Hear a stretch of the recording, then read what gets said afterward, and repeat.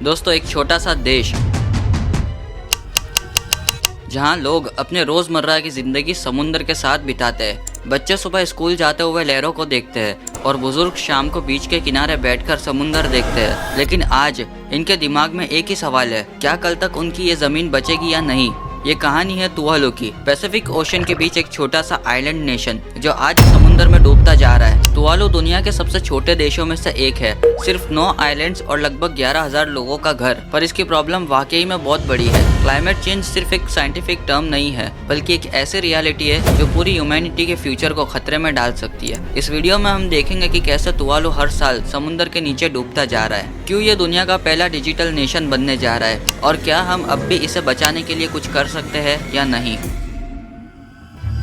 Pacific ocean में Australia और हवाई के बीच एक छोटा सा डॉट है, तुवालू। अगर हम मैप पर देखें तो ऐसा लगता है जैसे किसी ने ओशन के ब्लू कैनवास पर बस एक पेंसिल का निशान लगा दिया हो। इसका टोटल लैंड एरिया सिर्फ 26 स्क्वायर किलोमीटर्स है। ये आइलैंड्स कोरल रीफ पर बने हुए हैं जो सी लेवल से करीब होते हैं। इसीलिए जब समुद्र का पानी थोड़ा भी बढ़ता है तो पूरे आइलैंड में फ्लड आ जाता है। तुवालू के लोगों की लाइफ सिंपल और पीसफुल थी। फिशिंग, कोकोनट फार्मिंग और छोटी ट्रेड एक्टिविटीज से उनकी पूरी इकोनॉमी चलती थी। पॉल्यूशन कम था, कम्युनिटी स्ट्रांग थी और नेचर के साथ एक डीप कनेक्शन था। लेकिन जब 1990s के बाद ग्लोबल टेम्परेचर बढ़ने लगा तो सी लेवल राइज उनके लिए एक साइलेंट किलर बन गया। हर साल उन्होंने देखा कि उनके घरों के आसपास के बीच छोटे होते जा रहे हैं। मॉनसून के टाइम पानी जमीन के अंदर से ऊपर आने लगता था, क्योंकि ग्राउंड वाटर में समुद्र का सॉल्ट वाटर घुस गया था। अब पानी सिर्फ ऊपर से नहीं, नीचे से भी उनकी जमीन खा रहा था। तुवालू के मिनिस्टर ने एक बार कहा था, हम क्लाइमेट चेंज के लिए रिस्पॉन्सिबल नहीं है, लेकिन सबसे पहले हम ही है जो मरने वाले हैं। We are sinking, but so is everyone else. And no matter if we feel the impacts today, like in Tuvalu, or in 100 years, we will all still feel the dire effects of this global crisis one day.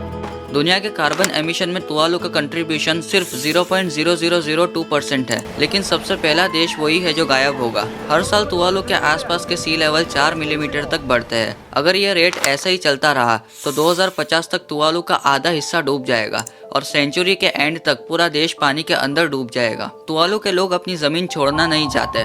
उनके लिए migration सिर्फ एक घर खोना नहीं है, बल्कि अपनी आइडेंटिटी खोना है। फ्लड्स और स्टॉर्म्स अब उनके लिए हर साल की रियलिटी बन गए। स्कूल्स रिलोकेट करने पड़ रहे हैं, हॉस्पिटल्स पानी में डूब रहे हैं और घर एलिवेटेड प्लेटफॉर्म पर बनाए जा रहे हैं। 2015 में एक बड़ा साइक्लोन आया था जिसमें तुवालू का 45% एरिया टेम्पररली अंडर वाटर चला गया था। हर रेनी सीजन में उनका सबसे बड़ा डर होता है इस बार कितनी जमीन बचेगी। लेकिन इस डिस्पेयर के बीच भी तुवालू ने एक ऐसी सोच रखी कि अगर हमारा लैंड खत्म हो गया तो क्या हमारा देश भी खत्म हो जाएगा, या हम अपनी एग्जिस्टेंस किसी और फॉर्म में सेव कर सकते हैं। इसी सोच से शुरू होती है तुवालू की एक नई तरह की जर्नी, दुनिया का पहला डिजिटल नेशन बनने की। तुवालू को समझने के लिए हमें सबसे पहले उसकी जियोग्राफी समझनी पड़ेगी। ये देश साउथ पैसिफिक ओशन के बीच है, ऑस्ट्रेलिया से लगभग 4000 किलोमीटर दूर और फिजी के पास। मैप पर देखो तो बस कुछ छोटे कोरल रीफ्स आइलैंड नजर आते हैं जिन्हें एक लाइन में जोड़ा गया है। इनमें से 6 आइलैंड्स तो अटोल्स है। अटोल्स का मतलब होता है एक रिंग शेप्ड आइलैंड जो पुराने वॉल्केनो के नीचे से बने होते हैं। ये आइलैंड समुद्र के सरफेस से बिल्कुल करीब होते हैं, जहाँ थोड़ा सा भी पानी बढ़ने पर फ्लड आ जाता है। इस देश में सबसे ऊंचा पॉइंट भी सिर्फ 4.6 मीटर है सी लेवल से।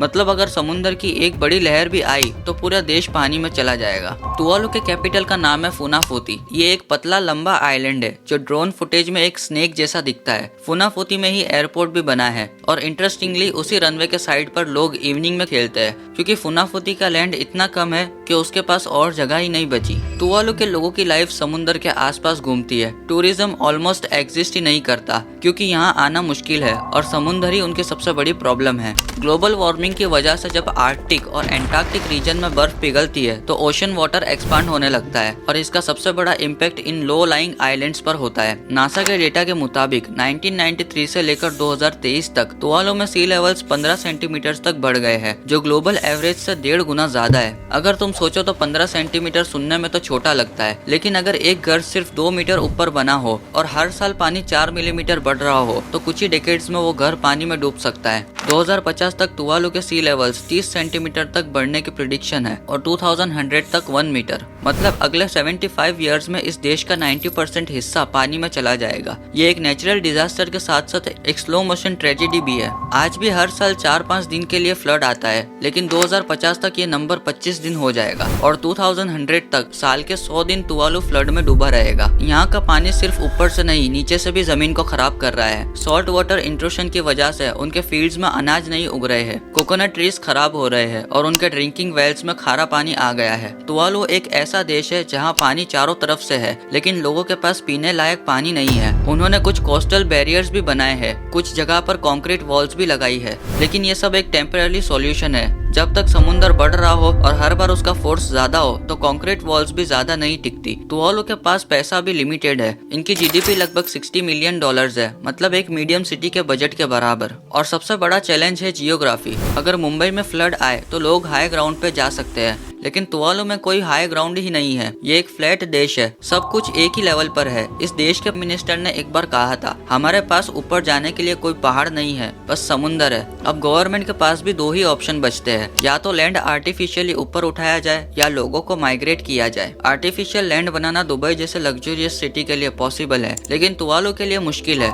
फिर भी उन्होंने हर साल कुछ एकर्स नए रिक्लेमिनेशन प्रोजेक्ट स्टार्ट किए, जहाँ फ्लड फ्री लैंड बनाए जा रहे हैं। लेकिन एक्सपर्ट के मुताबिक ये सिर्फ एक टेम्पररी सर्वाइवल है। इस डिस्पेयर के बीच भी तुवालू के लोग हार नहीं मानते। उन्होंने क्लाइमेट कॉन्फ्रेंसेस में दुनिया के सामने खड़े होकर कहा, उनका दुख सिर्फ उनका नहीं है, बल्कि पूरी दुनिया के लिए वार्निंग है। Our land is fast disappearing.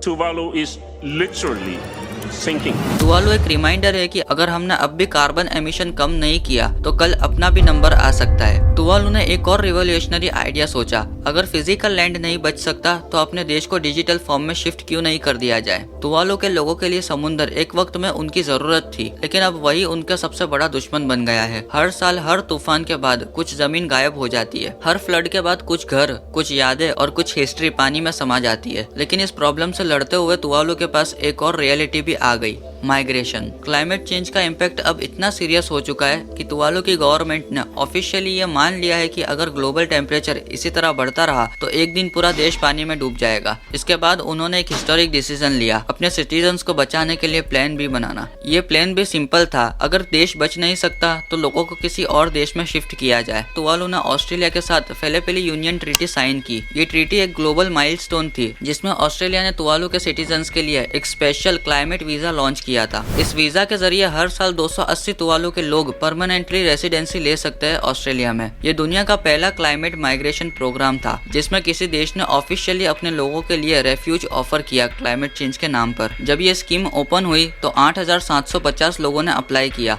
मतलब पूरी देश की 82% पॉपुलेशन ने। लेकिन अब एक प्रॉब्लम थी, सिर्फ 280 लोग ही हर साल जा सकते हैं। अब आप सोच रहे होंगे कि ऑस्ट्रेलिया इतनी हेल्प क्यों कर रहा है। रीजन सिंपल भी है और पॉलिटिकल भी है। एक तरफ से ऑस्ट्रेलिया जेन्युइनली हेल्प करना चाहता है अपने पैसिफिक नेबर्स कंट्री के लिए, लेकिन दूसरी तरफ वो चाइना के इन्फ्लुएंस को भी रोकना चाहता है। फेलेपिली ट्रीटी में एक क्लॉज है जिसमें लिखा गया है कि तुवालू बिना ऑस्ट्रेलिया के परमिशन के किसी और देश के साथ डिफेंस या सिक्योरिटी पार्टनरशिप नहीं करेगा। मतलब एक तरह से ये स्ट्रेटेजिक अलायंस है, लेकिन पॉलिटिक्स के पीछे एक इमोशनल ट्रूथ भी है। तुवालू जैसे देश अब सर्वाइव नहीं कर रहे हैं, इनका एग्जिस्टेंस ही खत्म हो रहा है और माइग्रेशन सिर्फ एक इमरजेंसी ऑप्शन के साथ है, एक फ्यूचर रियलिटी बन चुकी है। हर साल तुवालू की 4% पॉपुलेशन माइग्रेट कर रही है, मोस्टली ऑस्ट्रेलिया और न्यूजीलैंड जा रहे हैं। अगर ये रेट ऐसा ही रहा तो अगले 17 साल में आधा देश खाली हो जाएगा। तुवालू की गवर्नमेंट ने एक बहुत ही बोल्ड स्टेप लिया।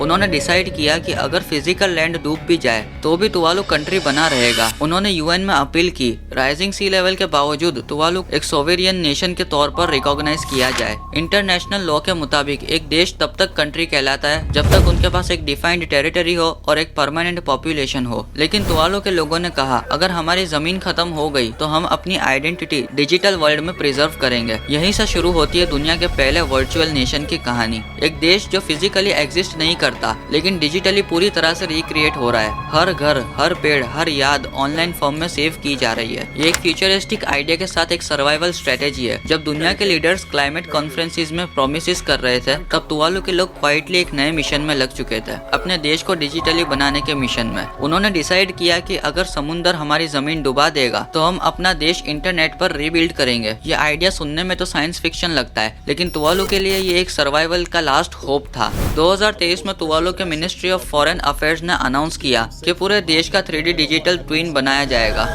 We'll move them to the cloud.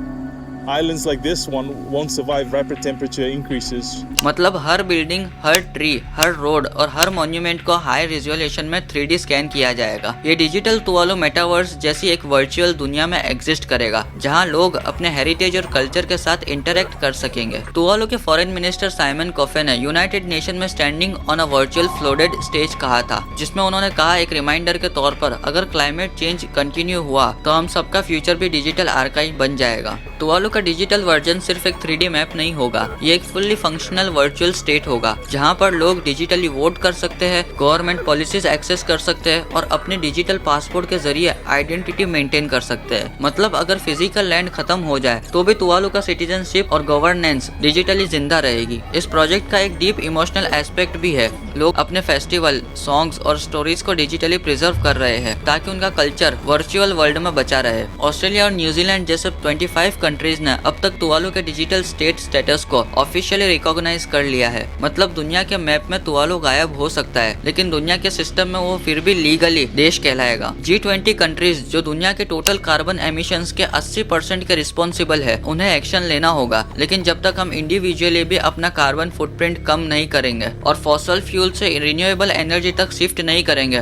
तब तक तुवालू जैसे देश गायब होते रहेंगे। ये एक छोटा सा देश है जिसका कंट्रीब्यूशन क्लाइमेट चेंज में ऑलमोस्ट जीरो है। आज तुवालू एक कंट्री नहीं है, एक वार्निंग भी है और एक इंस्पिरेशन भी है। अगर आपको ये वीडियो इन्फॉर्मेटिव लगी हो तो इसे शेयर करो ताकि और लोग समझ सके क्लाइमेट चेंज के बारे में, और वीडियो को लाइक करना और ऐसे ही वीडियोस के लिए चैनल को सब्सक्राइब कर लेना। मैं मिलता हूँ अगले वीडियो में।